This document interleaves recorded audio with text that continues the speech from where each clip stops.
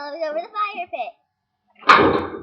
This is how we make s'mores on Wendy's web show. 1. Roast marshmallow.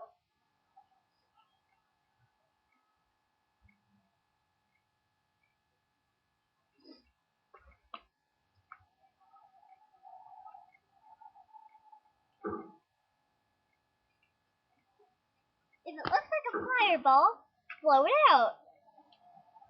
2. Put chocolate on a graham cracker.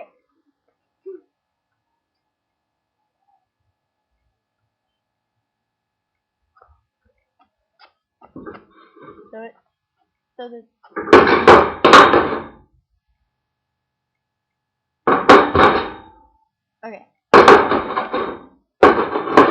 3. Put marshmallow on cracker. 4.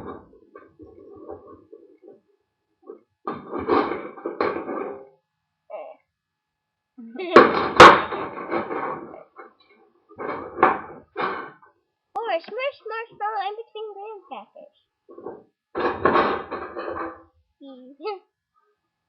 5. You have a s'more!